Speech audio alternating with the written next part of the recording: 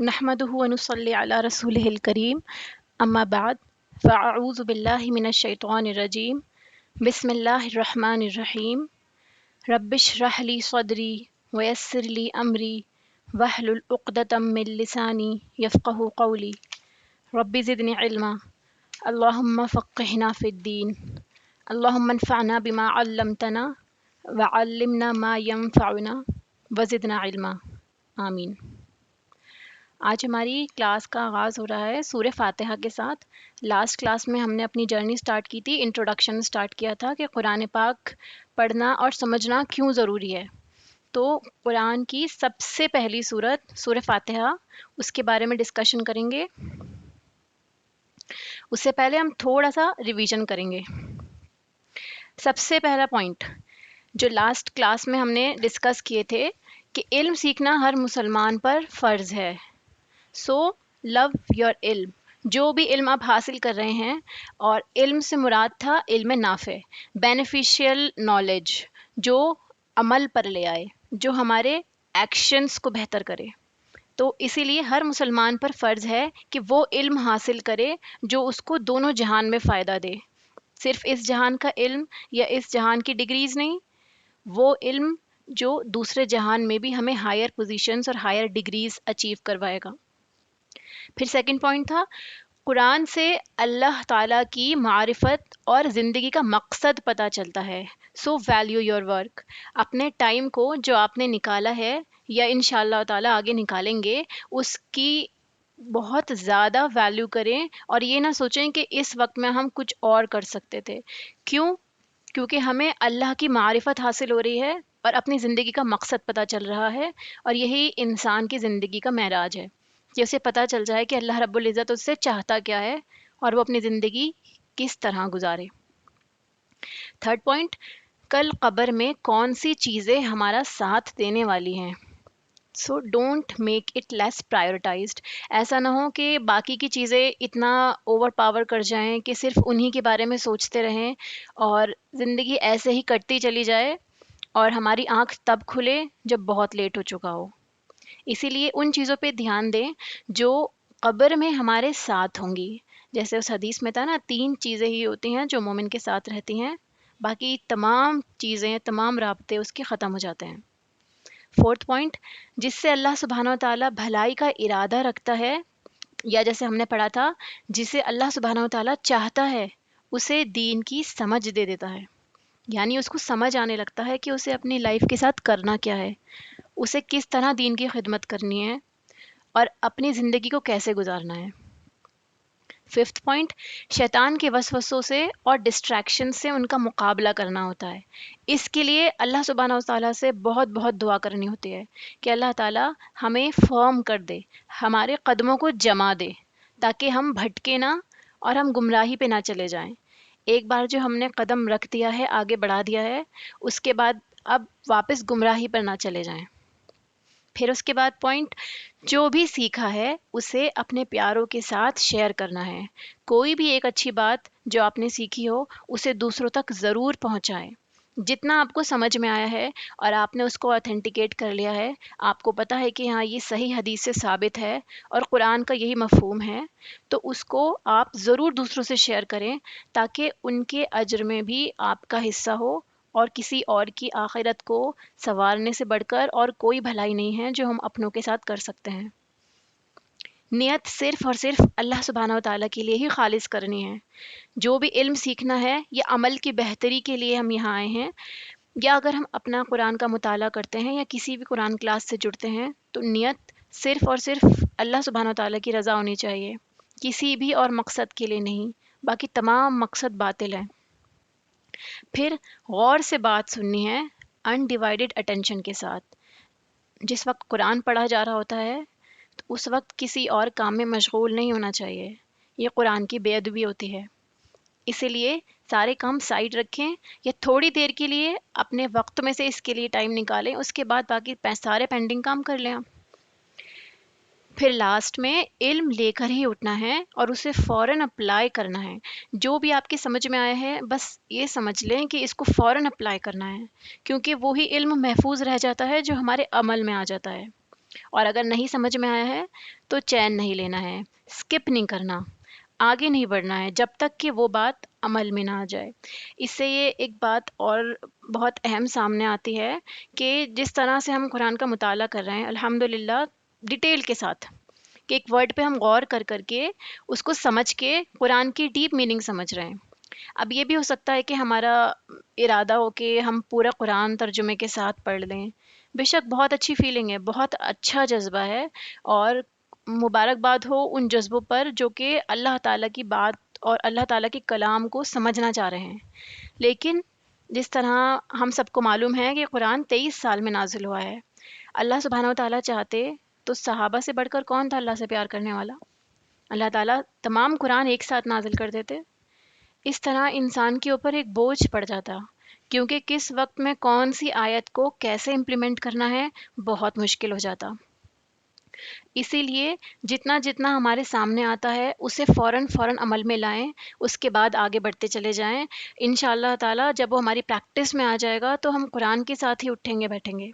اسی لیے بہت زیادہ جلدی نہیں کرنی ہے، دھیرے دھیرے کر کے چلنا ہے، لیکن جتنا پڑھ لیا اس کو بالکل حفظ کر لینا ہے، یہ سمجھ لیں، ٹھیک ہے؟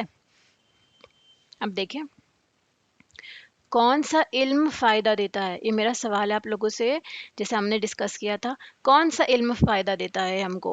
کیا کوئی بھی علم ہم کو بینیفٹ پہنچا سکتا ہے، یا وہ علم جس کو ہم نے صرف اپنے ڈگریز کے لیے حاصل کیا اور اس کے بعد اس کو پڑھا نہیں، امپلیمنٹ نہیں کیا یا اس کا یوز نہیں کیا؟ تو اصل میں وہی علم ہم کو فائدہ دیتا ہے جو عمل میں آ جائے۔ جیسے کوئی لینگویج ہم نے سیکھی ہے، جب تک ہم اس لینگویج کو یوز نہیں کریں گے، یا کوئی اسکل ہم نے سیکھی ہے، کوئی ریسیپی ہم نے لرن کی ہے، جب تک ہم اس سے کچھ بنائیں گے نہیں تب تک وہ ہمارے لیے بیکار ہے، اور کنٹینیوس یوز کی وجہ سے وہ ہماری ہیبٹ میں آ جاتی ہے۔ اسی لیے وہ علم ہم کو فائدہ دے گا جو ہمارے عمل میں آ جائے گا، وہ ہماری ہیبٹس میں آ جائے گا۔ ایسے ہی دنیا کا سب سے بڑا امتحان کیا ہے؟ عقل کا صحیح استعمال کرنا، سوچ سمجھ کر ایکشن لینا، کہ اس بات سے یا فلاں آیت سے یا اس سچویشن میں مجھے یہ ایکشن لینا چاہیے۔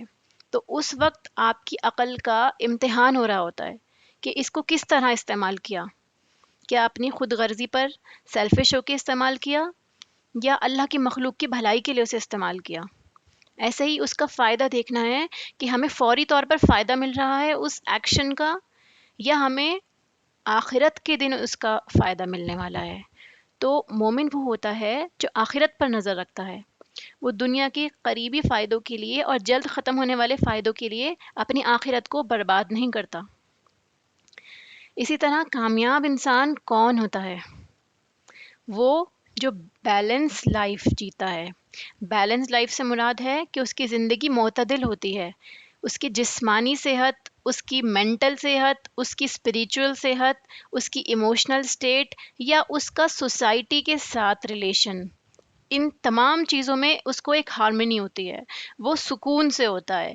ایسا نہیں ہوتا کہ مکمل طور پہ صرف ذہن کا استعمال ہو رہا ہے اور ہم آپسی تعلقات کا دھیان نہیں رکھ رہے، نہ ہی ایسا ہے کہ ہم اتنا جذباتی ہو گئے ہیں کہ ہمارا ذہن ہی استعمال نہ ہو رہا ہو، اور نہ ہی ایسا ہے کہ ہم صرف پڑھنے بیٹھ گئے ہیں تو ہم باقی تمام چیزیں بھول گئے ہوں۔ نہیں، کامیاب انسان وہ ہے جو ہر چیز کو بیلنس لے کے چلے، دنیا آخرت دونوں چیزیں، فیملی، قرآن، اللہ سبحانہ و تعالیٰ اور پیارے نبی صلی اللہ علیہ وسلم کی باتیں، وہ سب چیزیں ساتھ لے کے چلتا ہے۔ اسی کی بیسس پہ اس کے اندر ایک کرٹیکل تھنکنگ آتی ہے اور وہ اپنے خیالات کا اسی طرح اظہار کرتا ہے۔ قرآن کی عظمت، اگر قرآن پہاڑوں پہ اترتا تو خشیت سے پہاڑ پھٹ جاتے۔ یہ بتایا جاتا ہے کہ قرآن کا رعب اتنا ہے کہ اگر اللہ سبحانہ و تعالیٰ اسے پہاڑوں پر اتارتے تو اس کے خوف سے پہاڑ پھٹ جاتے، اور یہ ہمارے سامنے موجود ہے، پھر بھی ہمیں اس کی اتنی قدر نہیں ہے جتنی اس کی قدر ہونی چاہیے۔ تو قرآن آیا ہی اس لیے ہے تاکہ ہمیں خبردار کرے اور اس کے ساتھ ہم دوسروں کو خبردار کرنے والے ہو جائیں۔ کس چیز سے؟ اس انجام سے جو آنے والا ہے۔ تو یہ قرآن ہی ہمارا کنیکشن ہے اللہ سبحانہ و تعالیٰ کے ساتھ، بندے اور اللہ کے درمیان ایک کنیکشن ہے، اور یہ ان تمام چیزوں سے بہتر ہے جنہیں ہم لوگ جمع کر رہے ہیں۔ یہ فیصلہ کن بات ہے۔ قرآن کے اندر جتنے احکام ہیں، یہ جتنے واقعات ہیں یا فیوچر کی پیشن گوئی اللہ سبحانہ و تعالیٰ نے کی ہے، یہ سب فیصلہ کن ہے۔ فیصلہ کن سے مراد یہ ہے کہ اس میں کوئی چینجز نہیں ہیں، ایسا ہی ہے، یہی حق ہے اور یہی ہو کر رہے گا۔ اس میں کوئی ہنسی مذاق کی بات نہیں ہے کہ ہم اس کی کھلی اڑانے لگیں یا ہم سوچیں کہ نہیں یہ ضروری نہیں ہے ایسا ہو، یہ تو کوئی مذاق لگتا ہے، کیا مردے دوبارہ سے اٹھائے جائیں گے، یہ تو تم نے بہت مذاق کی بات کی۔ تو ایسا اہل مکہ سے بہت سننے کو ملا تھا اللہ کے پیارے نبی صلی اللہ علیہ وسلم کو، تو ہم کو اس کو سیریس لینا ہے۔ قرآن پاک میں کس سے بات ہو رہی ہے؟ اللہ سبحانہ و تعالیٰ کس سے مخاطب ہے؟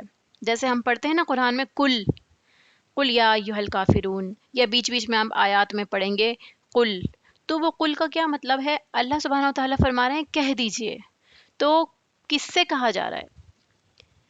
نبی پاک صلی اللہ علیہ وسلم سے مخاطب ہے اللہ سبحانہ و تعالیٰ، اور ان کے ذریعے تمام امت سے مخاطب ہے اللہ تعالیٰ۔ یعنی قرآن میں انسان سے بات ہو رہی ہے، اللہ تعالیٰ تمام انسانیت سے مخاطب ہے اور تمام انسانیت کو رولنگز دیتا ہے، ٹیچنگز سکھاتا ہے، گائیڈنس دیتا ہے کہ تم کو اس طرح زندگی گزارنی ہے۔ تو اسے ایسا نہ سوچیں کہ یہ اللہ کے نبی پہ نازل ہوا ہے اور ہم لوگوں کو صرف ثواب کی نیت سے پڑھنا ہے۔ قرآن ہمارے لیے نازل ہوا ہے، اللہ تعالیٰ ہم سے بات کر رہا ہے اور ہم سے چاہتا ہے کہ ہم اس کے مطابق عمل کریں۔ اسی لیے آپ اس کو ایک میسج سمجھیں۔ جب بھی قرآن اٹھائیں، جسٹ لائک کہ آپ کے موبائل میں کسی کا ٹیکسٹ میسج آتا ہے اور آپ اس کا رپلائی کرتے ہیں، اسی طرح قرآن بھی اللہ کا میسج ہے ہم لوگوں کے لیے۔ اسی طرح سے اس کو پڑھیں گے تو پڑھنے میں مزہ بھی آئے گا اور سمجھ بھی آئے گا۔ پھر قرآن کو کس نے اتارا؟ اللہ سبحانہ و تعالیٰ نے اتارا۔ کس پر اتارا؟ پیارے نبی کے دل پر اتارا۔ اس کے بعد کب اتارا گیا؟ رمضان کی رات میں۔ تو سورہ شعراء کی آیت ہے کہ اگر آپ سے کوئی پوچھتا ہے کہ قرآن کی آپ ڈیفینیشن دیں کہ واٹ از قرآن، آپ قرآن کو کیسے ڈیفائن کریں گے، تو اس میں یہ بتایا جاتا ہے کہ قرآن جو ہے 7th سینچری میں نازل ہوا اور 23 ایئرز میں کمپلیٹلی نازل ہوا۔ کچھ پارٹ اس کا مدینہ میں اور کچھ مکہ میں۔ اب آپ سورہ شعراء کی آیت نمبر 192 سے 196 کا مطالعہ کریں گے تو آپ کو معلوم چلے گا کہ اس میں اللہ تعالیٰ ڈیفائن کرتا ہے کہ یہ رب العالمین کی طرف سے اترا ہے اور روح الامین جبرائیل علیہ السلام لے کر آئے ہیں۔ کس پر؟ محمد صلی اللہ علیہ وسلم کے دل پر، تاکہ ڈرائیں، وہ لوگوں کو ڈرائیں، ان کو وارن کریں، اور صاف عربی زبان میں اتارا ہے اللہ تعالیٰ نے۔ کیوں؟ کیونکہ اہل عرب کی زبان عربی تھی۔ اس کے بعد اس کا ذکر پہلے کی کتابوں میں ملتا ہے۔ یہ ہوئی ہمارے قرآن کی پوری ڈیفینیشن، سورہ شعراء کی آیت نمبر 192۔ اس کو نوٹ کر لیجئے تاکہ ہمیں کبھی بھی کسی کو بتانا ہو تو ہمارے پاس یہ مکمل ڈیفینیشن ہو کہ قرآن کیسے آیا، کیوں آیا اور کس جگہ آیا۔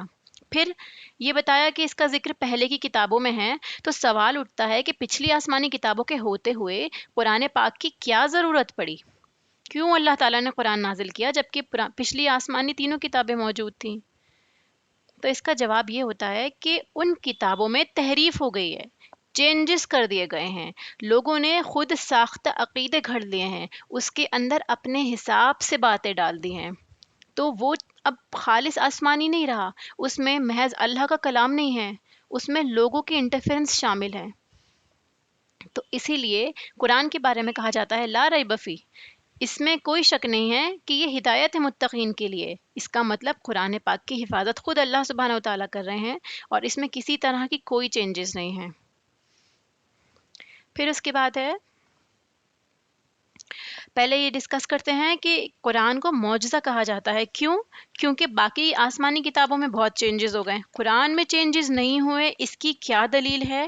ریسرچ سے پتہ چلتا ہے کہ جرمنی کے انسٹیٹیوٹ میں 1000 تعداد میں قرآن پاک جمع کیے گئے، ان کو کمپیئر کیا گیا، ان کی اسٹڈی ہوئی، ان پہ تھورو ریسرچ کی گئی، تو انہوں نے اس چیز کو کنکلوڈ کیا کہ اس میں کسی طرح کی کوئی چینجز نہیں ہے۔ مینس تمام کاپیز کے اندر ایک ہی فارمیٹ ہے، کوئی چینجز نہیں ہے سوائے کسی مس پرنٹ کے۔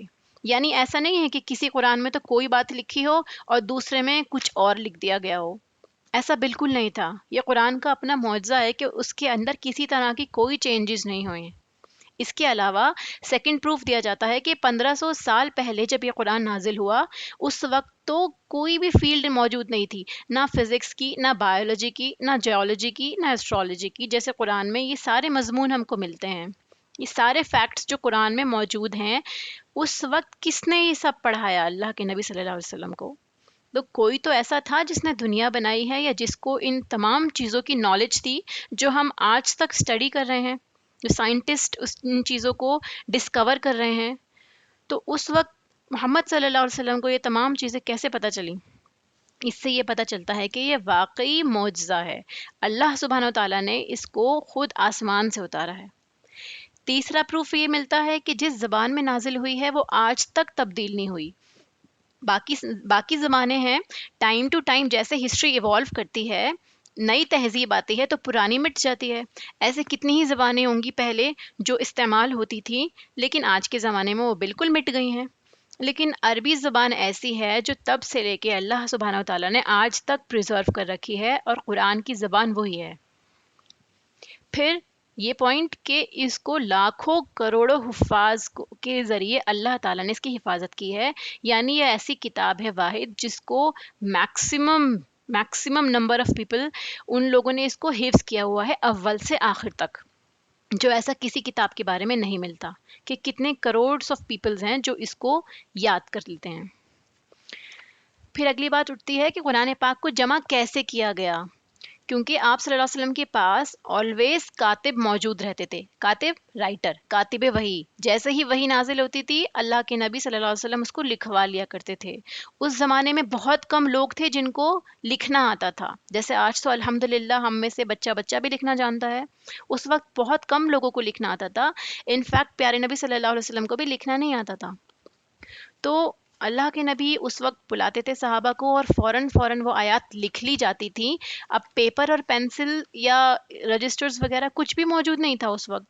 تو چمڑوں پہ یا پھر درختوں کی چھالوں پہ اس طرح لکھ کے قرآن کو پریزرو کیا گیا تھا. تو کسی کے پاس کچھ حصہ، کسی کے پاس کچھ حصہ تھا. پھر اس کے بعد یہ ہوا کہ عربوں کا حافظہ بھی بہت اچھا تھا، تو ان لوگوں نے، میجورٹی آف صحابہ نے اس کو اپنے سینوں میں حفظ کر لیا تھا، کیونکہ وہ لکھ تو سکتے نہیں تھے تو انہوں نے یاد کر لیا تھا ان کو.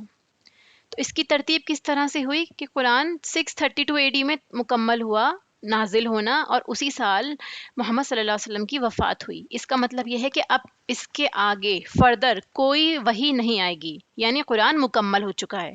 تو اس کو ایک جلد میں کیا گیا حضرت ابو بکر رضی اللہ کے زمانے میں. ٹھیک ہے، اس سے پہلے وہ ایک جلد میں نہیں تھا، کیونکہ یہ ڈر تھا کہ اگر صحابہ شہید ہوتے گئے، جیسے جنگوں کا موقع چل رہا تھا، تو قرآن کے حفاظ دنیا سے مٹ جائیں گے، تو قرآن کیسے حفاظت کی جائے گی قرآن کی. تو اس وقت ابو بکر رضی اللہ کے زمانے میں اس کو پریزرو کیا گیا ایک جلد میں، ایک بائنڈنگ میں. ٹھیک ہے، اور اس کے بعد انہوں نے کراس چیک کرایا زید بن ثابت انصاری رضی اللہ تعالیٰ عنہ کے پریزنس میں، جو کہ اللہ کے نبی صلی اللہ علیہ وسلم کے زمانے میں بھی قرآن سنایا کرتے تھے، قرآن کے حافظ تھے. اس کے بعد صحابہ کو اپوائنٹ کیا گیا اس کی حفاظت کے لیے، اور اس نسخے کو حضرت حفصہ کے پاس رکھوا دیا گیا، اس کی اوریجنل کاپی، یعنی ایک عورت کو اس کی حفاظت کی ذمہ داری دی گئی. پھر حضرت عثمان کے زمانے میں اس کو بڑے بڑے شہروں میں بھجوا دیا گیا، اور اس طرح ہے کہ مصحف کی فارم میں آ گیا. ٹھیک ہے، زیر زبر جو اس میں لگی ہیں وہ حجاج بن یوسف کے زمانے میں لگائی گئی ہیں. اس سے پہلے ان میں زیر زبر نہیں ہوا کرتی تھی، کیونکہ اہل عرب تو جانتے تھے، ہم لوگوں کو آئیڈیا نہیں ہے کہ کہاں زیر ہے، کہاں زبر ہے، کہاں پیش ہے.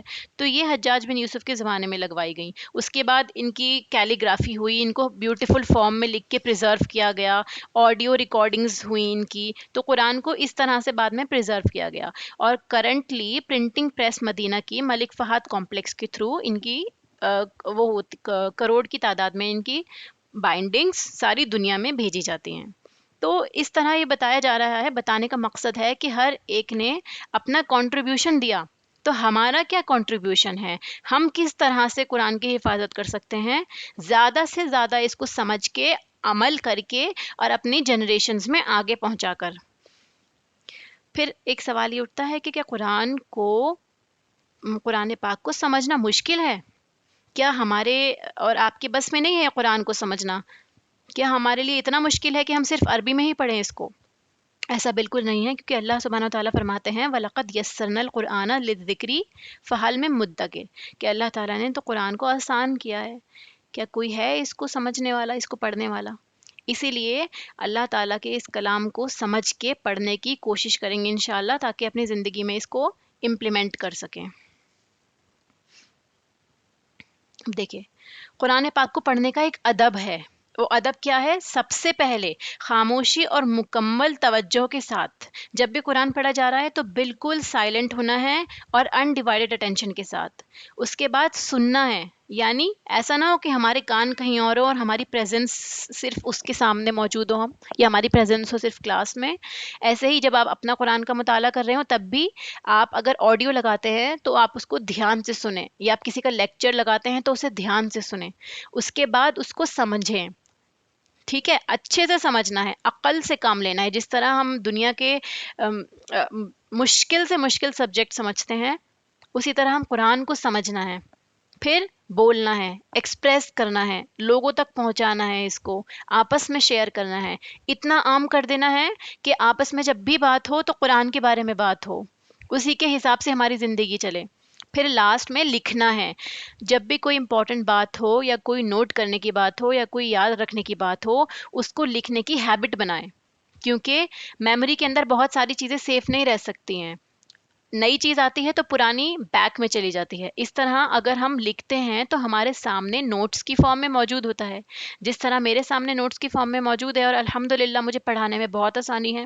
سب کچھ تو حافظے میں نہیں رہ سکتا، اسی لیے ضروری ہے کہ کچھ چیزیں ہم نوٹ کریں۔ تو ایک مثال کے ساتھ آپ کو سمجھاؤں گی، جیسے ایک بچہ ہے، ہم نے اس کو پیسے دے کر اس کو باہر کنٹریز میں پڑھنے کے لیے بھیجا، تو ہم یہ ایکسپیکٹ کرتے ہیں کہ جب ہمارا بچہ واپس آئے گا تو وہ پیسے بھی وصولے جائیں گے، ہمارا اس سے دوری، جو اتنے وقت ہم اس سے دور رہے، وہ بھی ہمارے لیے نفع بخش ہوگی۔ اس کے علاوہ یہ ہوگا کہ بچہ پڑھ لکھ کر آئے گا، پر وہ بچہ کیا کرتا ہے؟ وہ بچہ وہاں جاتا ہے، اپنا وقت ضائع کرتا ہے، اپنے پیسے برباد کرتا ہے، اور اس کے علاوہ پڑھتا لکھتا کچھ نہیں ہے۔ پھر جب وہ واپس آئے گا تو کیا ہم اسے گلے سے لگائیں گے؟ کہ ہم بہت خوش ہوں گے اس کے اس عمل پہ؟ بے شک ہم کو غصہ آئے گا۔ کیوں؟ کیونکہ اس نے وقت بھی ضائع کیا، پیسے بھی ضائع کیے، اور ہماری امید بھی توڑی، کیونکہ ہم جس سے امید لگاتے ہیں اسی پہ تو ہم اپنا پیسہ بھی خرچ کرتے ہیں اور اس کو اپنے سے دور بھی بھیجتے ہیں بہتر زندگی کے لیے۔ تو اسی طرح اللہ سبحانہ وتعالیٰ نے ہم لوگوں کو بھی یہ بہتر کلام دے کے دنیا میں بھیجا ہے۔ اب ہم اپنا وقت ضائع کریں یا اس کا صحیح استعمال کریں، یہ ہمارے ہاتھ میں ہے، کیونکہ ہمارا بھی وقت ختم ہونا ہے۔ جب ہم واپس جائیں گے تو اللہ تعالیٰ سے شاباشی ملنی ہے یا اللہ تعالیٰ سے ہمیں ڈانٹ ملنی ہے، یہ ہمارے ہاتھ میں ہے۔ اب روٹس کی طرف آتے ہیں، تھوڑا سا ورڈز کو سمجھیے، اپنے سامنے اپنا قرآن کھولیے جو آپ کے پاس موجود ہو، یا اگر موبائل میں ہو تو موبائل میں دیکھیے۔ سب سے پہلے اعوذ باللہ من الشیطان الرجیم، جس میں اعوذ باللہ من الشیطان الرجیم میں پہلا ورڈ اعوذ ہے، تو اعوذ کے مطلب ہوتے ہیں پناہ لینا، ٹو سیک پروٹیکشن، کہ اگر ہم کوئی چیز اسٹارٹ کرتے ہیں تو اس سے پہلے ہم اپنے آپ کو پروٹیکٹ کرنا چاہتے ہیں، تو اسی لیے اعوذ باللہ یعنی ہم اللہ تعالیٰ کی پروٹیکشن لے رہے ہیں۔ پر کس سے لی جا رہی ہے؟ شیطان الرجیم سے۔ تو شیطان جو ہے اس کا میننگ ہوتا ہے، ایکچوئل میننگ ہوتا ہے بہت دور ہوا، یعنی جو مردود ہو جائے، جسے ریجیکٹ کر دیا جائے، وہ اللہ کی رحمت سے دور ہو گیا، اسی لیے اس کو شیطان کہا جاتا ہے، ورنہ اس کا اصلی نام ابلیس تھا۔ ٹھیک ہے، اسی لیے ہم کوشش کریں کہ اپنے بچوں کو کبھی شیطان نہ بولیں، کیونکہ اس کی میننگ بہت خراب ہے، اللہ کی رحمت سے دوری۔ ٹھیک ہے، اس کے بعد رجیم، رجیم جو ہے پتھر مارنے کی سزا کو رجم کہا جاتا ہے، تو اس سے مراد ہے کہ مار کر دور بھگایا ہوا۔ تو ہم جب بھی اعوذ باللہ من الشیطان الرجیم پڑھتے ہیں، جیسے اگر ہم کبھی رات میں سوتے ہوئے ڈر جاتے ہیں تو ہم سے کہا جاتا ہے نا اعوذ باللہ پڑھ کے لیفٹ سائڈ پہ تھتلا دیجیے، تو یہ وجہ ہے اس کی کہ ہم شیطان کی شر سے حفاظت مانگتے ہیں اللہ سبحانہ و تعالیٰ کے انڈر آ کے، کیونکہ جب بھی کوئی برا خواب آتا ہے تو وہ شیطان کی طرف سے ہوتا ہے، جب بھی ہم اٹھتے ہیں اور ہم گھبرا کے اٹھتے ہیں تو شیطان کی وجہ سے اٹھتے ہیں۔ پھر اس کے بعد بسم اللہ الرحمن الرحیم میں بازر بی جو ہے وہ ود کے لیے استعمال ہوتا ہے، یعنی ساتھ، تو اس کے آگے کیا ہے؟ اسم کہتے ہیں، جیسے ہمیں معلوم ہے کہ کسی بھی چیز کے نام کو کہتے ہیں، تو بسمی مطلب نام کے ساتھ، کس کے؟ اللہ کے. بسم اللہ کا مطلب ہے اللہ کے نام کے ساتھ. اب اللہ جو ہے وہ اللہ تعالیٰ کا ذاتی نام ہے، یعنی یہ نام کسی اور کا نہیں ہو سکتا. اس کے بعد کیا ہے؟ الرحمن. الرحمن جو ہے وہ فعلان کے وزن پر، اس کا مطلب یہ ہے کہ بہت زیادہ رحم کرنے والا، بہت زیادہ، اتنا رحم کہ اس کے آگے رحم کی کوئی ڈگری نہیں ہے، یعنی اس کے آگے کوئی لیول ہی نہیں ہے رحم کا، یہاں پہ آ کے سارا رحم ختم ہو جاتا ہے. تو رحمان کا مطلب ہے بہت زیادہ رحم کرنے والا. ایسے ہی رحیم کا مطلب ہے بار بار رحم کرنے والا، یعنی ایک بار اتنا رحم کرا اللہ تعالیٰ نے تو وہ اسی وقت ہے. اب رحیم کا مطلب یہ ہے کہ کنٹینیوس، ابھی بھی ہے، بعد میں بھی ہے، ہمیشہ رہے گا. تو رحمان اور رحیم میں یہ فرق ہے، جو کہ آگے بھی میں تھوڑا سا ڈیٹیل میں آپ کو بتاؤں گی. یہاں بیسک چیز سمجھ لیں. اب اس کے بعد جیسے سورۃ الفاتحہ ہوتا ہے، تو سورت کا کیا مطلب ہوتا ہے؟ سورت کا مطلب ہے کسی چیز کا پیس، ٹکڑا، ایک حصہ. جیسے ہم آگے بھی پڑھیں گے نا، سورہ بقرہ، سورہ فاتحہ، ایسے ہی سورہ اخلاص. تو سورہ کا کیا مطلب ہوتا ہے؟ وہ چیز نوٹ کر لیجئے، کسی چیز کا ٹکڑا. جیسے ہم چیپٹرز بھی یوز کرتے ہیں انگلش میں، ایسے ہی فاتحہ، فاتحہ کہتے ہیں کسی چیز کی بندش کو، رکاوٹ کو دور کرنا. بندش دور کرنے سے کیا ہوتا ہے؟ اوپننگ، کوئی چیز کھل جاتی ہے. تو اس لیے فاتحہ کا مطلب ہو گیا کھولنا، کیونکہ یہ قرآن کا آغاز کرتی ہے، اس لیے اسے سورہ فاتحہ کہتے ہیں. اب اس کے بعد باری آئی الحمد کی. تو الحمد کے اندر تعریف کرنا، اچھے اوصاف بیان کرنا، اور تعریف کے ساتھ ساتھ ایک چیز اور شامل ہوتی ہے، شکر کرنا. ٹھیک ہے. بنیادی اس کے معنی ہوتے ہیں ایک ایسا لطیف احساس جو دل میں اٹھتا ہے اللہ کی تعریف اور اس کے شکر کے لیے. یعنی ہم یہ چیز ریکگنائز کرتے ہیں کہ اللہ تعالیٰ کی ذات اتنی بلند ہے، اتنی مخلوق ہے اللہ کی، اس کے باوجود بھی وہ ہم پہ بھی دھیان دے رہا ہے، ہمارے گناہوں کے بعد بھی وہ ہمیں دیے جا رہا ہے. تو اس چیز پہ بندے کے اندر سے شکر اٹھتا ہے، تعریف اٹھتی ہے، اسے کہتے ہیں الحمد. تو کسی بھی انسان میں جو بھی خوبی پائی جاتی ہے وہ اس کی اپنی نہیں ہے، وہ اللہ نے اس کو عطا کی ہے، اسی لیے ہم اس بندے کی تعریف کرتے ہیں. لیکن ایکچولی جب ہم کہتے ہیں نا الحمدللہ، اس کا مطلب یہ ہے کہ یہ تعریف جو ہم نے کسی کی کری وہ اللہ کی وجہ سے اس بندے کے اندر خوبی پائی جاتی ہے، تو ہم نے ایکچولی اللہ کی تعریف کی. اس کے بعد ہے رب. رب کے معنی ہے کسی چیز کو پروان چڑھانا، چھوٹے سے بڑا کرنا، محبت کے ساتھ اس کی حفاظت کرتے ہوئے. جیسے ایک مالی ہوتا ہے نا، وہ اپنے سیڈز جب وہ سو کرتا ہے، اس کے بعد کیا کرتا ہے، چھوٹی سی کراپ نکلتی ہے، اس کے اندر وہ بڑا ہوتا ہے، پھر وہ ایک بڑا پیڑ بنتا ہے. تو اس ٹائم پہ جتنی بھی ایکسٹرا چیزیں ہیں، کتنا پانی ڈالنا ہے، کتنی سن لائٹ دینی ہے، کتنا مینیور ڈالنا ہے، یہ ساری چیزیں کیا ہوتا ہے، اس کی نگہداشت کے لیے، اس کی پرورش کے لیے. سملرلی پیرنٹس جیسے اپنے بچوں کا جب وہ چھوٹے ہوتے ہیں تب سے لے کے جب وہ بڑے ہوتے ہیں اس کے بعد بھی جب تک وہ زندہ رہتے ہیں ان کی حفاظت کرتے ہیں، ان کا خیال رکھتے ہیں. تو رب کے معنی ہے کسی چیز کو ذرے سے پروان چڑھانا. اس کے بعد عالمین. جو عالمین ہے وہ عالم کی جمع ہے. عالم جیسے ہم جانتے ہیں یونیورس. اب عالم میں روٹ آپ دیکھیں گے علم، علم بھی اسی طرح سے لکھا جاتا ہے. تو اس کا مطلب یہ ہے کہ وہ چیز جس سے کچھ جانا جائے.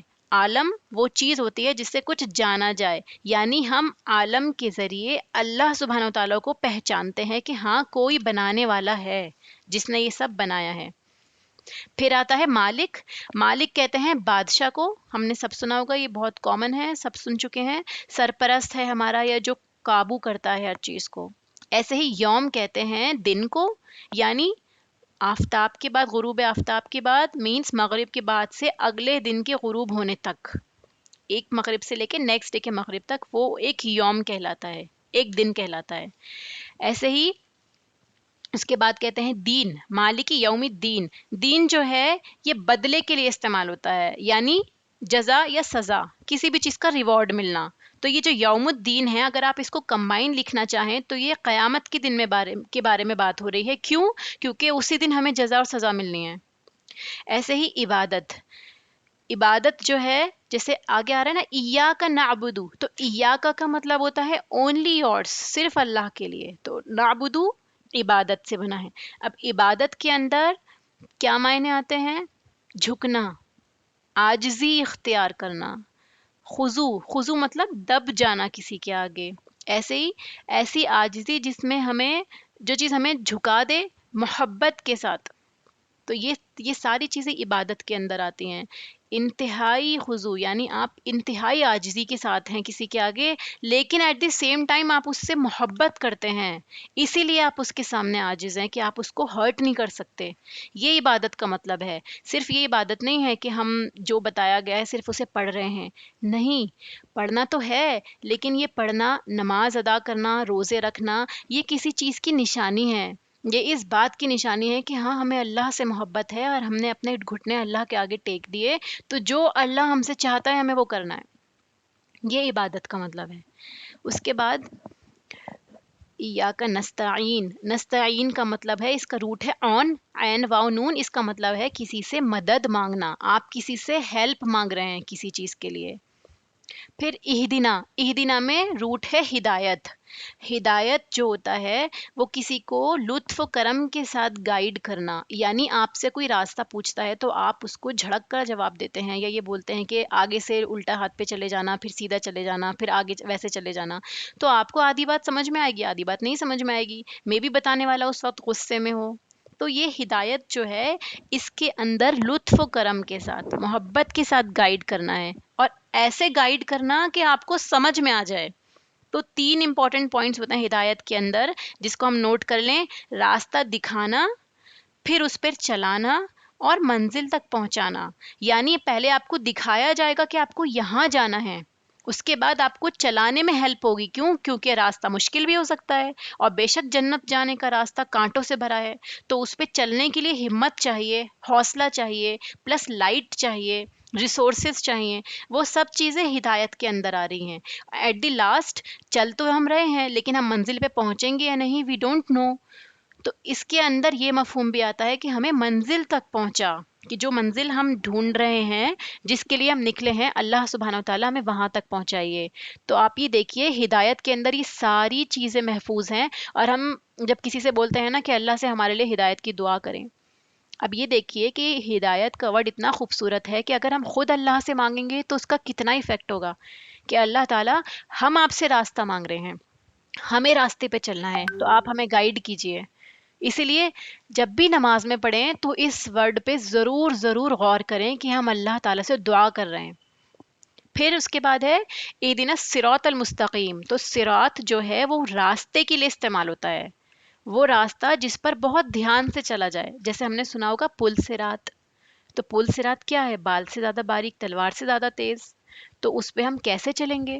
کیا کبھی آپ نے سوچا ہے؟ یا ہم نے اللہ بھروسے چھوڑ رکھے اپنے آخرت کا دن کہ ہو سکتا ہے کہ ہم چل لیں، ہم دوڑ کے گزر جائیں گے اس راستے پہ سے.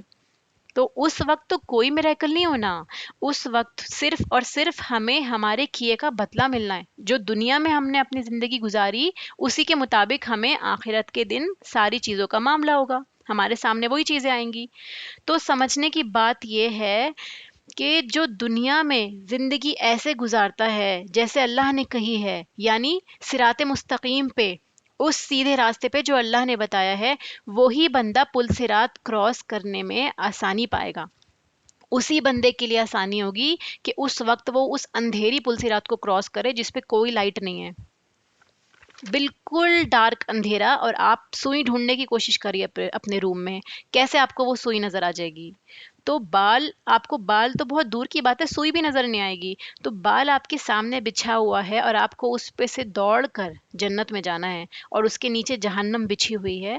تو آپ امیجن کر سکتے ہیں کہ کس طرح سے اس پہ سے گزرا جائے گا. اور تیز اتنا کہ آپ پیر رکھیں اور کٹ کے گر جائیں نیچے، اتنا تیز.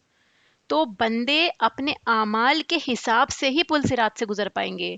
الحمدللہ اگر زندگی میں ہم نے اپنے اعمال ایسے کیے ہوں گے کہ اللہ کو خوش کرنا چاہا ہوگا، تو اللہ سبحانہ و تعالیٰ ہمیں آرام سے کراس کروا دیں گے انشاءاللہ تعالیٰ.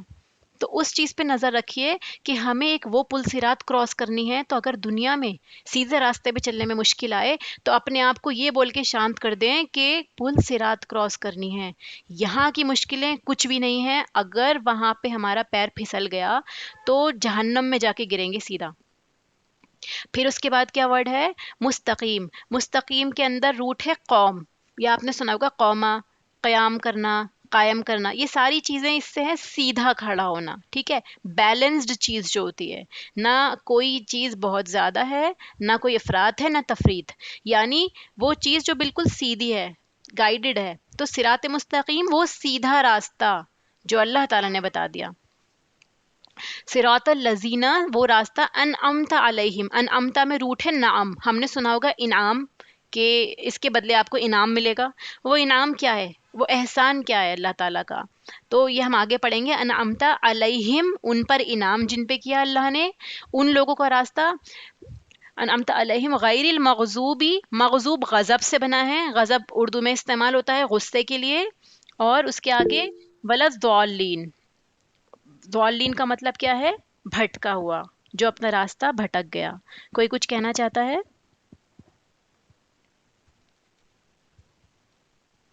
ٹھیک ہے آگے بڑھتے ہیں. تو ضالین کا مطلب ہو گیا کہ آدھا ہم نے پڑھا اور آدھا ہم نے چھوڑ دیا، تو ہم اپنے راستے سے بھٹک گئے ہیں. جیسے امیجن کریں کہ ہم کسی جنگل میں ہیں یا ہم کسی دوسری اسٹیٹ میں ہیں اور ہمیں نیویگیشن کی ضرورت ہے، تو میپس کے تھرو ہم وہاں تک پہنچ رہے ہیں، لیکن اگر ہمارا سگنل ڈاؤن ہو گیا اور آس پاس میں کوئی ہے بھی نہیں جو ہمیں گائیڈ کرے، اور جیسا بھی گائیڈ کرے ہمیں اسی کے بھروسے چلنا پڑے گا کیونکہ ہمارے پاس اپنا کوئی گائیڈ نہیں ہے. تو اسی لیے یہ جو آدھی ادھوری انفارمیشن ہوتی ہے یا انفارمیشن کا سورس کٹ جانا، یہ بہت نقصان کی بات ہوتی ہے. تو ہمارے لیے ہمارا نیویگیشن اور گائیڈ بک کیا ہے، اللہ کی کتاب. اگر ہم نے اسے مضبوطی سے تھام لیا تو کیا ہوگا، ہم بھٹکنے سے بچ جائیں گے. یہ ہماری ورڈ انالیسز ہو گئی ہیں. ٹھیک ہے، اب اس کے بعد دیکھیے، جب بھی ہم قرآن کی ابتدا کرتے ہیں تو ہم تعوذ پڑھتے ہیں، اعوذ باللہ من الشیطان الرجیم. اس کی کیا وجہ ہے، کیوں اتنا زور دیا گیا ہے اس پہ؟ کیونکہ شیطان بہکانے کی کوشش کرتا ہے. جب بھی آپ قرآن پڑھیں گے تو آپ کے راستے میں رکاوٹیں ڈالے گا، یہ بولے گا کہ وقت نہیں ہے، یہ بولے گا کہ تمہارے پاس فلاں کام ہے، یا کسی بھی طرح سے ہمیں گمراہ کرنے کی کوشش کرے گا اور وسوسے ڈالے گا. مے بی ہمیں کسی آیت کا غلط مطلب سمجھ میں آئے، یا مے بی کوئی بندہ اس سے پڑھ کے گمراہ ہو جائے. اسی لیے اللہ کی پناہ مانگنا سب سے پہلے بہت ضروری ہے. اور جیسے اللہ سبحانہ و تعالیٰ فرماتے ہیں کہ فَإِذَا قَرَأْتَ الْقُرْآنَ فَاسْتَعِذْ بِاللَّهِ مِنَ الشَّيْطَانِ الرَّجِيمِ، کہ جب بھی آپ قرآن پڑھیں تو سب سے پہلے شیطان رجیم سے اللہ کی پناہ لے لیں. یہ قرآن کی آیت ہے، سورہ نحل کی آیت نمبر 16. تو اللہ تعالیٰ کا حکم ہے، اسی لیے بھی ہمیں پڑھنا ہے، اور ہمیں شیطان کے شر سے حفاظت چاہیے. پھر اس کے بعد بسم اللہ پڑھنا کیوں ضروری ہے؟ اب آپ نے دیکھا ہوگا ہر سورت سے پہلے بسم اللہ الرحمن الرحیم لکھا ہوا ہے. اس کی کیا وجہ ہے؟ کیا ہم نے کبھی اس پہ غور کیا، یا ہمیں صرف پڑھنے سے مطلب ہے؟ بسم اللہ پڑھنا کسی بھی اہم کام کو کرنے سے پہلے انسان کو کسی پہ بھروسہ ہوتا ہے کہ وہ کوئی کام کرنے جا رہا ہے تو اس کے پیچھے اس کے پاس بیک اپ ہے، سپورٹ سسٹم ہے. تو اپنی طاقت کے سب سے پہلے اس کا اپنی طاقت پہ، اپنی عقل پہ، اپنی صلاحیتوں پہ، اپنی سمجھداری پہ یقین ہوتا ہے کہ ہاں میں یہ کام کر سکتا ہوں. اگر کہیں اسے ڈاؤٹ ہو کہ مجھے آئیڈیا نہیں ہے کہ یہ کام کیسے ہوگا، تو سیکنڈ سٹیپ کیا ہوتا ہے کہ اس کے اپنے فرینڈز یا اس کی پیرنٹس ہو گئے یا اس کے بچے ہو گئے یا وہ اپنے مال وغیرہ پہ ڈیپینڈنٹ ہوتا ہے، ان کی مدد پر بھروسہ کرتا ہے. تو یہ تمام چیزیں کیا ہیں؟ یہ تمام چیزیں جو ہیں مادی چیزیں ہیں یا پھر انسانی ہیں. ٹھیک ہے، تو اسباب استعمال کرنا اچھی بات ہے، اسباب استعمال کرنے کے لیے منع نہیں کیا گیا ہے، لیکن مکمل طور سے اسباب کے اوپر ہی ہمیں ٹک نہیں جانا کہ یہی چیزیں ہمیں راہ دکھائیں گی. تو بسم اللہ پڑھنے کی ایک وجہ یہ بھی ہے کہ انسان کو شعوری طور پر خلوص کے ساتھ یہ یاد دلایا جاتا ہے کہ ہاں اللہ کے نام کے ساتھ ہی برکت ہے. پہلا فائدہ اس کا یہ ہے کہ آدمی جب کوئی برا کام کرنے جا رہا ہوگا تو اس کے دل میں یہ خیال آ جائے گا کہ نہیں یہ کام تو غلط ہے، کیونکہ وہ ہر کام سے پہلے بسم اللہ پڑھ رہا ہے. تو بسم اللہ پڑھنے کی وجہ سے یہ ہوگا کہ وہ سوچنے پہ مجبور ہو جائے گا کہ واقعی میں خدا کے نام سے جو یہ کام کر رہا ہوں تو کیا یہ کام صحیح ہے. تو اس طرح سے کیا ہوگا، گناہوں سے بچ جاتا ہے انسان. دوسرے یہ کہ یہ کام جائز ہے، صحیح اور نیک کام ہے. جب بھی آپ ان صحیح اور نیک کاموں میں اللہ کا نام لیتے ہیں تو کیا ہوتا ہے، صحیح گائیڈنس آپ کے پاس آتی ہے اور صحیح راستے پہ آپ چلتے ہیں جو اللہ کی برکت سے آتی ہے، کیونکہ آپ نے اللہ کا نام لیا تو اللہ کی مدد اس میں شامل ہو گئی. ٹھیک ہے، تو اللہ تعالیٰ کی مدد اگر ہمیں ملتی ہے تو کیا ہوگا، اس کے نتیجے میں شیطان کے فساد سے ہم بچ جائیں گے.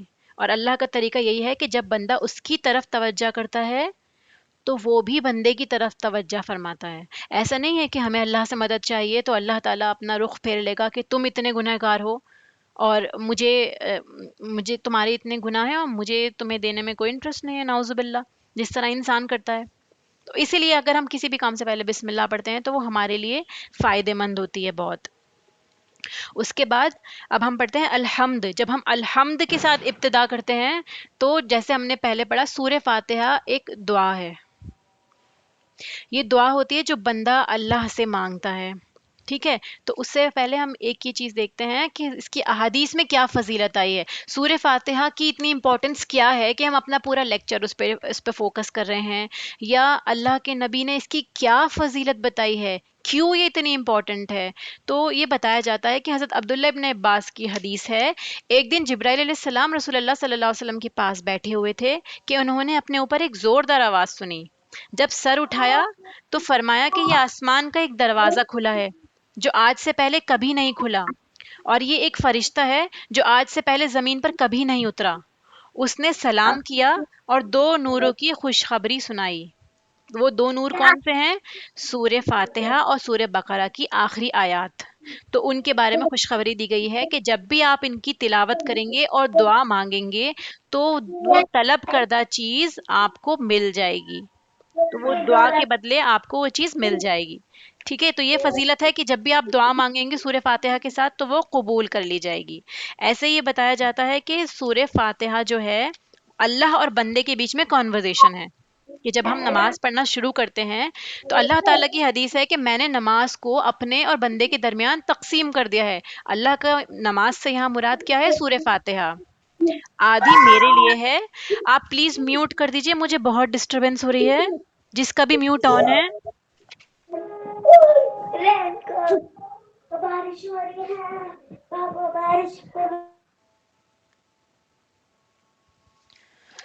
اس کے بعد اللہ تعالیٰ یہ فرماتے ہیں کہ میں نے نماز کو اپنے اور اپنے بندے کے درمیان تقسیم کر دیا ہے، آدھی میرے لیے اور آدھی میرے بندے کے لیے. وہ جو کچھ مجھ سے سوال کرے گا تو میں اس کو دوں گا. اب کیا ہوتا ہے، میرا بندہ نماز میں کھڑا ہے اور کیا کہتا ہے؟ الحمد للہ، الحمد للہ رب العالمین.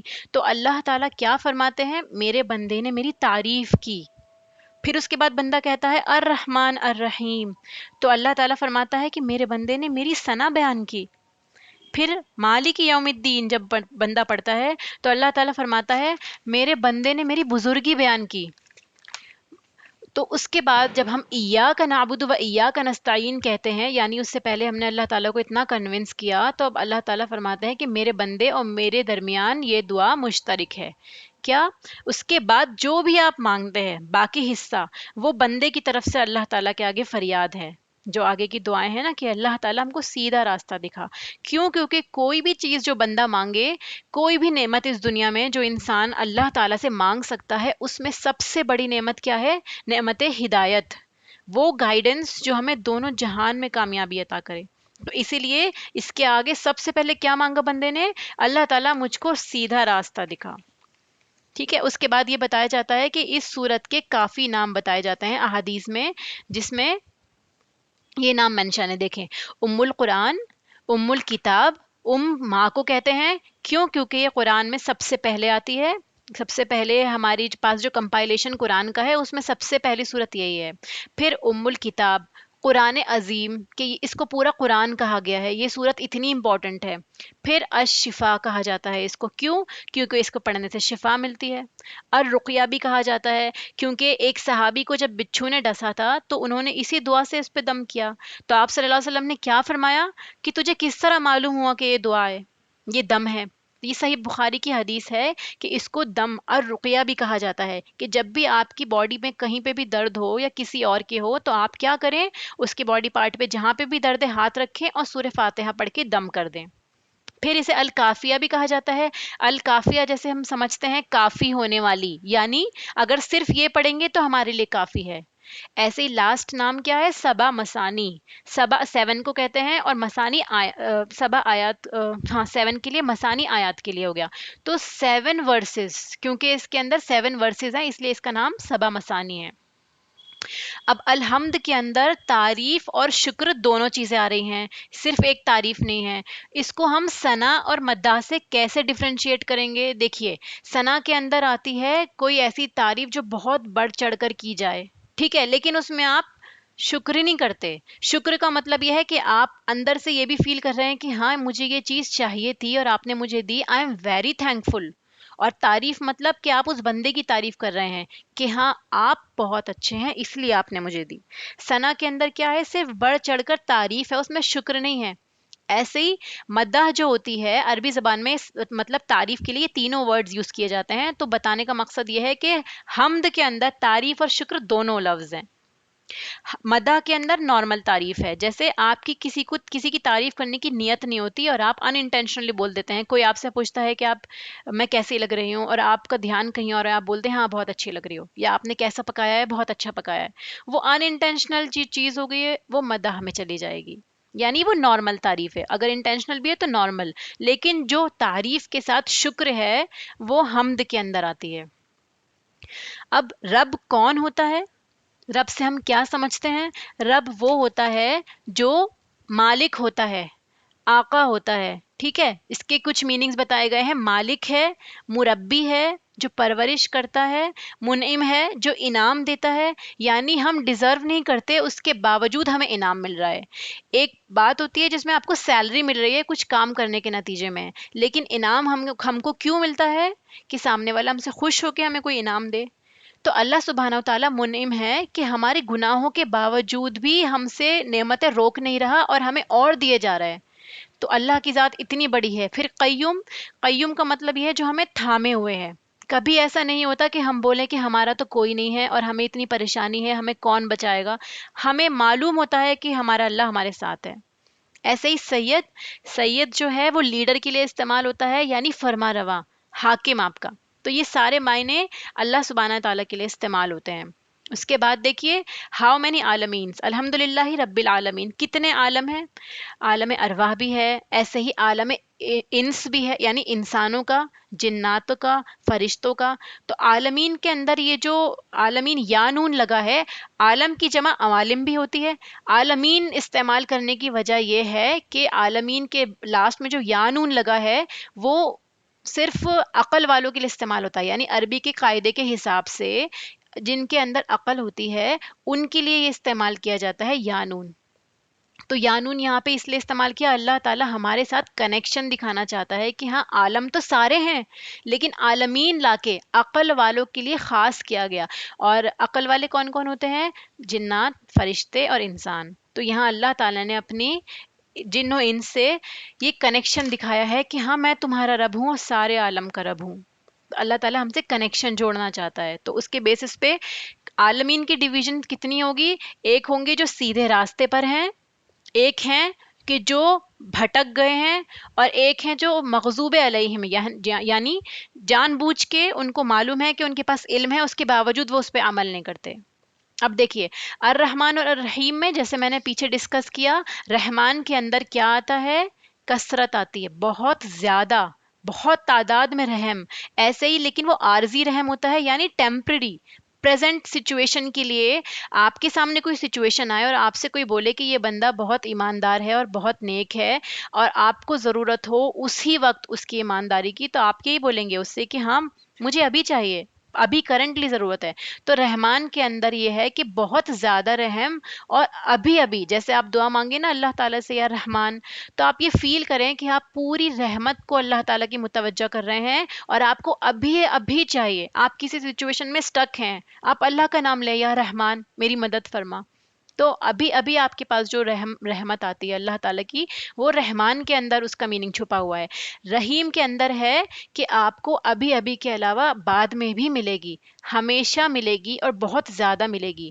تو اللہ تعالیٰ چاہتا تو صرف رحمان کا ورڈ یوز کر سکتا تھا، لیکن اللہ تعالیٰ نے الرحمن الرحیم اس آیت میں دونوں ورڈز استعمال کیے ہیں تاکہ ہم یہ فیل کریں کہ اللہ کی رحمت ہے اور ہمیشہ ہمارے ساتھ رہے گی، بہت زیادہ ہے اور آگے بھی رہے گی انشاءاللہ.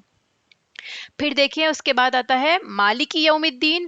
اگر ہم رحمت کا غلط استعمال کریں، ہم صرف اور صرف غلط کام کیے جائیں، اس کی محبت کا ناجائز فائدہ اٹھائیں، تو کیا ہوگا؟ کیا ہمیں کبھی جواب نہیں دینا ہے؟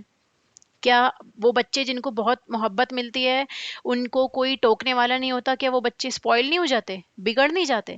اسی طرح اللہ تعالیٰ نے یہ یاد دلایا کہ میں رحمان الرحیم تو ہوں، لیکن میں بدلے کے دن کا مالک بھی ہوں، کیونکہ مالک ہے تو کوئی غلام بھی ہوگا، یعنی کوئی غلام ہے اللہ کا جو کہ اللہ تعالیٰ نے جیسا کہا ہے ویسا کرتا ہے۔ جیسے آپ سمجھیے کہ آپ کو ایک کام دیا گیا ہے اور یہ کہا گیا ہے کہ آپ فلاں دائرے سے باہر نہیں نکلیں گے، آپ سمجھ لیجئے کہ آپ کے آگے ایک باؤنڈری کھینچ دی ہے اور آپ سے یہ کہا جاتا ہے کہ آپ اس سے آگے نہیں نکلیں گے، اس کے اندر آپ کو جو مرضی کرنا ہے کریں۔ لیکن آپ کیا کرتے ہیں؟ آپ پہلے دن جاتے ہیں، تھوڑا سا اوپر سے جھانک کے دیکھتے ہیں، کیونکہ انسان کے اندر جستجو ہوتی ہے کہ جس چیز کے لیے اسے روکا جاتا ہے وہ سب سے زیادہ وہی کام کرتا ہے۔ تو آپ کیا کرتے ہیں؟ اس فینس کے پاس جاتے ہیں، اس باؤنڈری کے پاس جاتے ہیں دیکھنے کے لیے کہ اس کے بعد ہے کیا، ذرا دیکھو تو صحیح کہ کیوں منع کیا گیا ہے۔ پھر آپ نے جھانک کے دیکھا کہ مجھے کسی نے دیکھا تو نہیں، کسی نے نہیں دیکھا، تو آپ نے نیکسٹ ڈے پھر وہی کام کیا، اس کے اگلے دن پھر وہی کام کیا۔ کیوں؟ کیونکہ ہمیں ٹوکا نہیں گیا، ہمیں سزا نہیں ملی فوراً۔ اس طرح کیا ہوتا ہے، دھیرے دھیرے کیا ایک دن ایسا آتا ہے کہ اس راستے کو بندہ کراس کر لیتا ہے جس پہ منع کیا گیا تھا۔ اب 2 سال کے بعد اس کو بلایا جاتا ہے اور اس سے پوچھا جاتا ہے کہ تم نے ایسا ایسا کیا تھا، دیکھو پہلے دن سے لے کے آخری دن تک پورا ریکارڈ موجود ہے کہ یہ تم نے اس دن ایسے کیا، فلاں دن تم نے اتنا کراس کیا، اس کے بعد اتنا۔ تو انسان سوچ میں پڑ جاتا ہے کہ مجھے تو آئیڈیا بھی نہیں تھا کہ مجھ پہ نظر رکھی جا رہی ہے اور مجھے پورے کا پورا بدلہ ذرہ برابر بھی کمی نہیں کی اور پورا ملا۔ تو اس کو اپنی زندگی کو اس چیز کے ساتھ میں ریلیٹ کریے، کیونکہ قرآن سمجھنے کا مقصد ہی یہ ہے کہ ہم اپنی زندگی سے ان آیات کو ریلیٹ کریں کہ اللہ تعالیٰ ہم کو دیکھ رہا ہے، ہمیں ایک لمٹ دے دی اللہ تعالیٰ نے کہ اسے کراس نہیں کرنا، اس کے باہر تم جاؤ گے تو گناہ ہوگا، اور اس کے اندر رہ کے تمہیں جو کرنا ہے ابھی کچھ وقت کے لیے اختیار دیا ہے، چاہے تو اچھے کام کرو چاہے تو برے، لیکن نظر رکھے ہوئے اللہ تعالیٰ ایک ایک چیز کو بتا دے گا کہ تم نے اس دن یہ کام کیے تھے، صبح سے لے کے شام تک جو نیکی کے کام اور برائی کے کام ہیں وہ سب ہمارے سامنے آ جائیں گے۔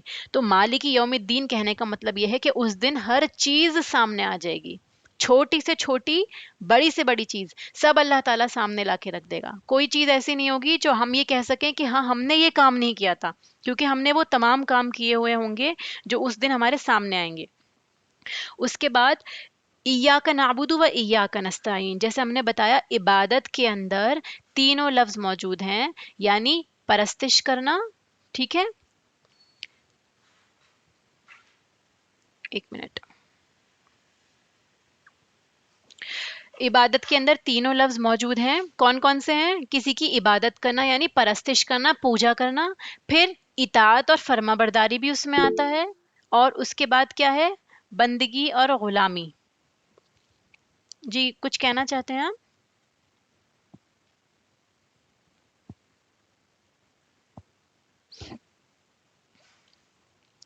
اس کے بعد کیا ہے؟ ان تینوں کا معائنہ لیا جائے تو ہم اللہ تعالیٰ کے آگے انتہائی عاجزی کے ساتھ اپنی غلامی کا اظہار کرتے ہیں، یہ کہتے ہوئے کہ ہاں اللہ تعالیٰ ہم صرف آپ کی ہی عبادت کرتے ہیں، اس کے علاوہ کسی کی نہیں کرتے۔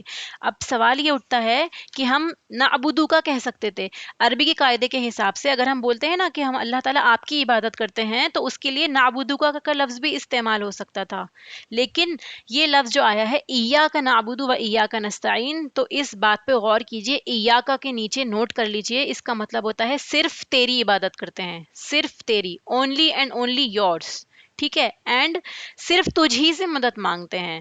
مدد مانگنے کے لیے بہت لوگ ہیں لیکن ہم صرف اللہ سے مدد مانگتے ہیں، تو یہاں پر شرک کے سارے راستے بند ہو جاتے ہیں۔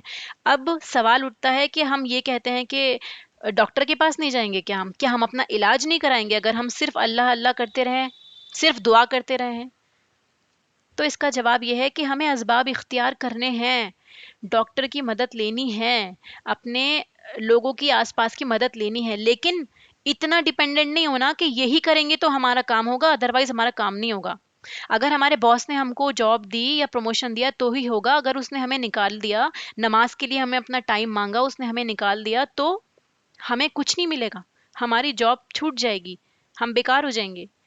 یہ چیز بنائیں، کیوں؟ کیونکہ آپ اگر اللہ سبحانہ و تعالیٰ کے لیے کوئی کام چھوڑتے ہیں تو اللہ تعالیٰ اس سے بہتر دے گا، لیکن فرض نہیں چھوٹنے چاہیے ہمارے۔ ایسے ہی مدد مانگنی ہے لیکن فوت شدہ لوگوں سے نہیں مانگنی کہ جو اس دنیا میں نہیں ہیں اور وہ خود ہماری دعاؤں کے محتاج ہیں، تو ہم ان کا حوالہ دے دے کے مانگے اللہ سبحانہ و تعالیٰ سے. بے شک وہ لوگ بہت معتبر ہوں گے اللہ سبحانہ و تعالیٰ کے سامنے، ان کی بہت عزت ہوگی. اور ہم چاہتے ہیں کہ اللہ تعالیٰ ہم لوگوں کو بھی ان کے جیسا بنائے، لیکن مدد صرف اللہ سے مانگنی ہے.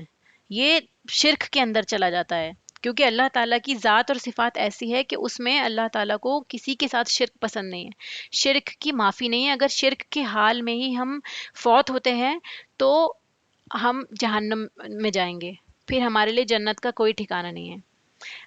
اب دیکھیے ہدایت کا مطلب کیا ہے، جیسے ہم نے بتایا دکھا چلا اور منزل تک پہنچا، جیسے ہم ڈسکس کر چکے ہیں. اب ہدایت اور علم میں کیا فرق ہے، جیسے لاسٹ کلاس میں ڈسکس کیا تھا، وہ علم جو ہم کو اچھے عمل پر لے آئے، نیکی کی طرف لے آئے، یا جو ہمیں فائدہ دے، جس کے نتیجے میں ہمیں اللہ سبحانہ و تعالیٰ کی ذات کی معرفت ہو جائے، وہ ہمارے لیے ہدایت بن جاتا ہے. ورنہ وہ علم ہمارے لیے نقصان دہ ہے. کیوں؟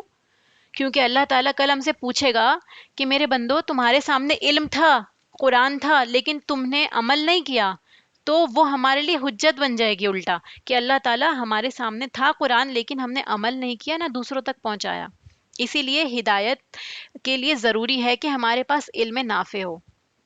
پھر اس کے بعد دیکھیے اللہ نے کس پر انعام کیا، جیسے یہ بتایا ہم نے صراط الذین انعمت علیہم، اللہ تعالیٰ کن پر انعام کرتا ہے، تو ہمارے پاس کیا لیول ہے، کیا کرائٹیریا ہے کہ ہم انعام یافتہ لوگوں میں ہو جائیں. تو اللہ تعالیٰ اس کا جواب خود قرآن میں فرماتا ہے. کیا فرمایا اللہ تعالیٰ نے؟ وَمَن يُطِعِ اللَّهَ وَالرَّسُولَ فَأُولَٰئِكَ مَعَ الَّذِينَ أَنْعَمَ اللَّهُ عَلَيْهِم مِّنَ النَّبِيِّينَ وَالصِّدِّيقِينَ وَالشُّهَدَاءِ وَالصَّالِحِينَ وَحَسُنَ أُولَٰئِكَ رَفِیقًا. سورہ نساء کی آیت نمبر 4 ہے. اور جو اللہ اور اس کے رسول صلی اللہ علیہ وسلم کی اطاعت کرتے ہیں وہ قیامت کے روز ان لوگوں کے ساتھ ہوں گے جن پر اللہ نے انعام کیا ہے، یعنی انبیاء، صدیقین، شہداء اور صالحین. اور ان لوگوں کی رفاقت یعنی ان کی دوستی بہت ہی خوب ہے. تو اب ہمارے سامنے ایک لیول آ گیا ہے ان لوگوں کا جن کو اللہ تعالیٰ کہہ رہا ہے کہ ہاں آپ کو ان کو فالو کرنا ہے. سب سے پہلے نبی، جتنے پروفٹس گزرے ہیں آپ کو ان کی لائف کے بارے میں پتا ہونا چاہیے کہ انہوں نے کب کیا کیا. اس کے لیے آپ قصص الانبیاء ایک بک ہے اس کو پڑھ سکتے ہیں، جس میں تمام انبیاء کے بارے میں، ابن کثیر کی بک ہے، بہت اوتھینٹک کتاب ہے، آپ اس کو پڑھیں، اس کا مطالعہ کریں. پھر اس کے بعد ہے صدیقین، یعنی سچ بولنے والے، وہ لوگ جو کہتے ہیں اور سچ کر کے دکھاتے ہیں. اگر انہوں نے کہا کہ ہاں ہم اللہ سے ہی مانگیں گے اور اللہ ہی ہمارا رب ہے، تو اسے سچ کر کے دکھایا اپنے ایکشنز کے ذریعے بھی. اس کے بعد شہداء شہید کی جمع ہے، یعنی اللہ کے راہ میں شہید ہونے والے، اپنی جان لگانے والے یا اپنا وقت لگانے والے. جیسے کہا جاتا ہے نا کہ اگر ہم علم کے راستے پہ بھی نکلتے ہیں اور ہماری موت آتی ہے تو ہم شہید ہوں گے. تو اگر ہم قرآن سیکھتے سیکھتے اس دنیا سے چلے جاتے ہیں تو انشاءاللہ اللہ تعالیٰ ہمیں شہداء کے ساتھ اٹھائے گا انشاءاللہ. پھر اس کے بعد لاسٹ میں صالحین، یعنی نیک کام کرنے والے، وہ لوگ جو قرآن اور حدیث کی روشنی سے وہ کام کرتے ہیں جو اللہ تعالیٰ کو پسند ہیں یا جن کا نبی پاک صلی اللہ علیہ وسلم نے حدیث میں بتایا ہے. تو وہ کام کرنے والے جو دوسروں کو فائدہ پہنچاتے ہیں وہ صالحین ہیں. تو ان لوگوں کی طرح ہم کو بننا ہے. پھر مغضوب علیہم اور ضالین کون لوگ ہیں؟ وہ لوگ ہیں جن پہ اللہ کا غضب ہوا. اب اللہ تعالیٰ کا غضب کن لوگوں پر ہوتا ہے؟ جو جانتے بوجھتے صحیح راستے پر نہیں چلتے. ان کے سامنے آیات آ جاتی ہیں لیکن وہ مینوپولیٹ کر دیتے ہیں، اپنے حساب سے چینج کر دیتے ہیں.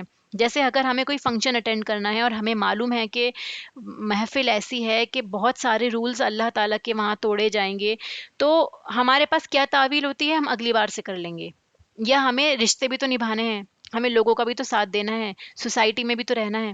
تو یہ ساری چیزیں کیا ہیں؟ جہاں آپ کو پتا ہے کہ آپ کے جانے سے وہاں کی اس جگہ میں آپ کی پریزنس ہے، تو آپ کی پریزنس کا مطلب ہے آپ اس چیز پہ ایگری کرتے ہیں کہ ہاں یہ غلط کام ہے، صحیح ہو رہا ہے. اگر آپ کو جانا ہے تو اس نیت سے جائیں کہ اس کام کے لیے کچھ نہ کچھ تو بتائیں لوگوں کو کہ نہیں یہ چیز غلط ہے، یہ اللہ کو پسند نہیں ہے.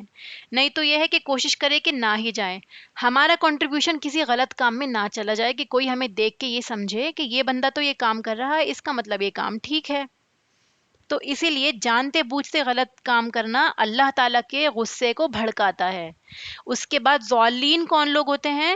جو بھٹکے ہوئے ہیں. جو اتنا اتنا مبالغہ کر دیتے ہیں، جیسے کہ عیسیٰ علیہ السلام کی شان میں مبالغہ کیا گیا، اتنا کیا گیا کہ ان کو اللہ کا بیٹا یا اللہ تعالیٰ ہی قرار کر دیا گیا۔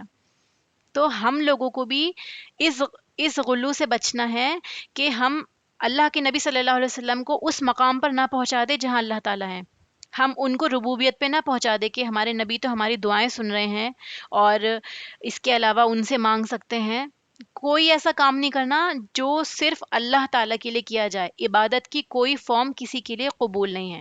تو گمراہی اس طرح کی کہ آپ کو نالج بھی نہیں ہے، نہ ہم قرآن اور سنت اور حدیث کا مطالعہ کریں اور اپنے حساب سے زندگی جیتے جائیں تو ہم ضالین میں آ جائیں گے۔ تو اس لیے اللہ تعالیٰ سے دعا ہے کہ اللہ تعالیٰ ہمیں ان تمام صفات سے بچائے اور اللہ تعالیٰ ہمیں انعام یافتہ لوگوں میں شامل فرمائے۔ پھر ان کے نتیجے میں کیا فرماتا ہے اللہ تعالیٰ؟ کہ یہی لوگ کامیاب ہوں گے انشاءاللہ، کیونکہ ہم نے سوال کیا اللہ تعالیٰ سے، تو اس کے نتیجے میں جیسے اگلی آیات میں ہے کہ اللہ تعالیٰ نے قرآن نازل کیا، سورہ بقرہ کی جو آیات اسٹارٹ ہوئی۔ اب لاسٹ میں آمین کا لفظ جو استعمال ہوتا ہے، تو آمین کی میننگ لکھ لیجئے۔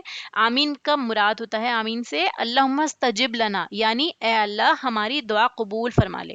کہ ہم ہر دعا میں جب بھی ہم دعا مانگتے ہیں تو لاسٹ میں آمین کہتے ہیں نا، اگر اجتماعی دعا بھی ہوتی ہے تو اس آمین کا کیا مطلب ہے؟ اے اللہ ہماری دعا قبول فرما لے۔ تو اسی لیے جب بھی سورت کا اختتام ہوتا تھا تو اس کو آپ کی آمین کے ساتھ فرشتوں کی آمین اگر مل جاتی ہے تو کیا ہوتا ہے؟ آپ کی دعا قبول ہوتی ہے۔ تو اس وقت جب صحابہ اللہ کے نبی کے پیچھے نماز پڑھا کرتے تھے اور اللہ کے نبی جب آمین کہتے تھے تو پوری مسجد گونج اٹھتی تھی آمین کی آواز سے۔ یہ صحیح بخاری میں موجود ہے۔ تو کہنے کا مطلب یہ ہے کہ ایک آمین سٹیمپ کا کام کرتی ہے کہ سیلڈ ہو گئی وہ بات، آپ نے اللہ تعالیٰ سے دعا کری، اس کے بعد لاسٹ میں آپ نے کہا اللہ تعالیٰ قبول فرما لے۔ ٹھیک ہے، جزاک اللہ خیرن کثیرہ۔ اگر کسی کو کوئی سوال ہے تو پوچھ سکتا ہے۔